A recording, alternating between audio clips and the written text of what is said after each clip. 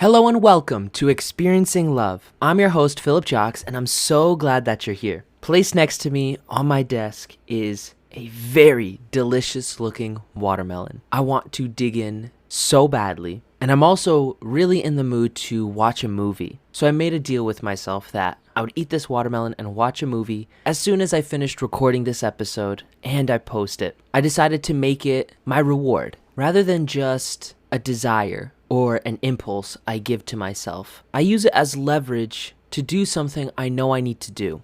That is more relevant to me, to my current situation, to my life, the more I think about it. Today, I've had a pretty off day, if I'm going to be honest. Emotionally, mentally, physically, I just haven't been all there. I don't know, it just felt like one of those waking up on the wrong side of the bed type of days. And I wonder if you've had a similar experience to this, where you know exactly what you need to do, and yet you just don't do it. While I laid in bed watching videos on my iPad or shows on my computer, I knew one thing that would really help is getting up and getting active. Going for a walk, maybe going for a run, doing some push-ups, some Russian twists maybe, just getting my blood moving, my heart pumping. I know that's something that would help me, and yet I don't do it. I continue laying in bed. It's like that first hurdle, that first leap of going from doing nothing to doing something is always the hardest. I'm very careful about the language that I use. To the best of my abilities, I want to use words that have empowering connotations. I want to use phrases that build me up.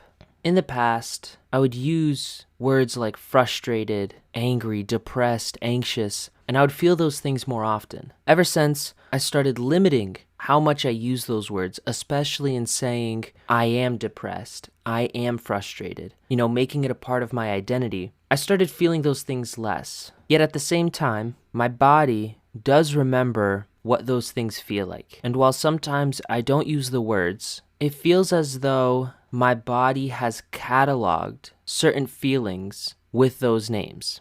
I may not use depressed as much as I used to, and yet while I was laying in bed today and I was just practicing some self-awareness and asking myself, all right, what do I feel? Where do I feel it? I noticed it matched up with how I used to feel when I would say I'm depressed. Now, I don't believe truly that I was depressed today, because if I did, then I know what comes after that. I know the pain, and I know that I don't take action and I don't get out of it. I actually go deeper until it gets worse. I just think I haven't renamed those feelings yet. I know renaming feelings works because I've done it before. When I think about it, I remember learning this lesson years ago that anxiety or even nervousness and excitement live in the same part of your body. Sometimes it's that pit in the stomach. Sometimes it's that tightness in your chest. You usually feel it in your core. And if you really notice, when you get excited, you feel the same way as you do when you're anxious. The only difference is your focus and your view and the language you use around it. So pretty much I stopped saying that I was nervous and started saying I'm excited. And it genuinely changed the way I looked at whatever huge opportunity was in front of me. Rather than be afraid, I felt ready. And I know that my behavior reflected that. So I know it's possible to rewrite physical feelings with different emotions, different names.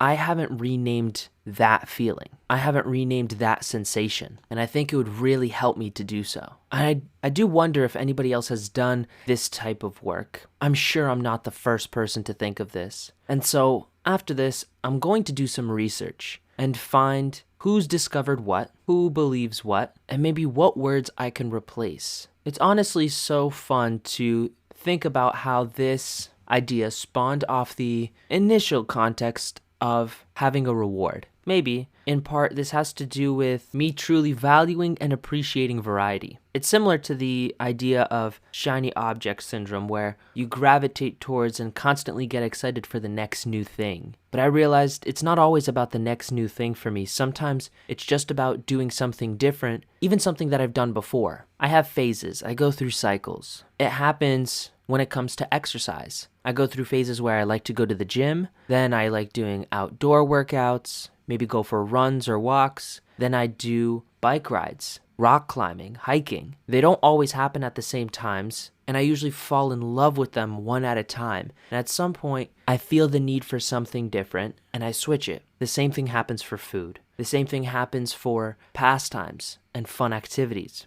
I used to do the same thing when I used to play video games. I had phases of loving to play Minecraft and watching a show or a movie at the same time. And then there's other times I loved playing ranked-based shooter games. Then there's times I maybe played some racing games, or I would just not play games altogether. Usually during that time, I would find other activities. Maybe a good old crossword puzzle, or maybe I would just touch some grass. Enjoy being outside again. That may be a reason for me as to why one single solution doesn't exist. I think I'm always looking for what's the one thing that, if I incorporate it into my life, would completely solve these problems. And I'm starting to think that it doesn't exist because I do need multiple tools in my tool belt to pick from, so that when one tool gets overused, I have another one to turn to. It's not about finding what's the one right routine. It's about just being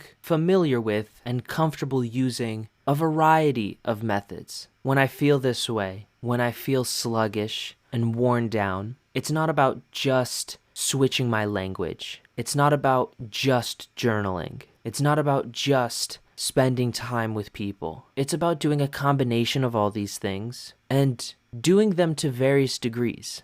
And I hope that as you're listening to this, it makes sense to you. There is no one right way for you to get what you want, whether that's some level of success, be it financial or even relationship success. There is no one right way to exercise. There is no one right way to be happy, to feel fulfilled, or maybe most importantly, to feel at peace. There's a lot of ways to get there, and it may just be that I record hundreds of these episodes and you listen to all of them, and nothing that I talk about is right for you. Maybe there is no one right thing that's right for you because you just have to take bits and pieces of everything that's around you, put them together in your own way, in your own little jigsaw puzzle, and come up with a unique solution that maybe nobody's ever thought of before. Or if they did think of them, they haven't shared them with the world yet. Maybe that's what you're meant to do. You're meant to share what you learn with the world. I believe that one of our jobs as people is to solve problems and then share the solution. Some people share the knowledge of the solution. Some people share a product. Some people share a service in saying that they want to solve your problem for you.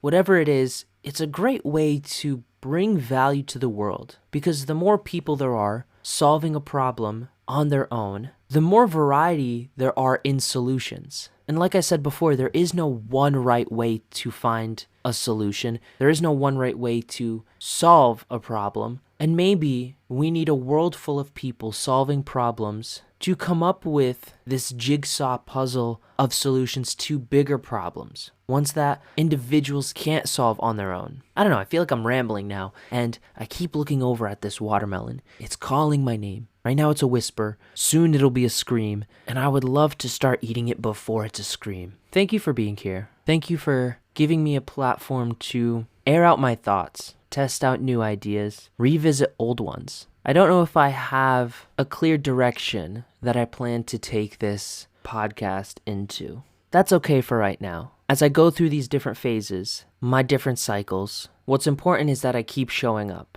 I'm proving to myself that I can. That's the important thing right now. And I'm going to use this lesson to learn, to find solutions, and then share those with the world. So I really am just grateful that you're here while I figure it out. One day it'll all make sense, based on bits and pieces of every single thing I talk about every single day. So go on and have a beautiful day. Nothing would make me happier. Remember to always fill up with the love, smile at the sun if you can, and I look forward to seeing you in the next one. I love you.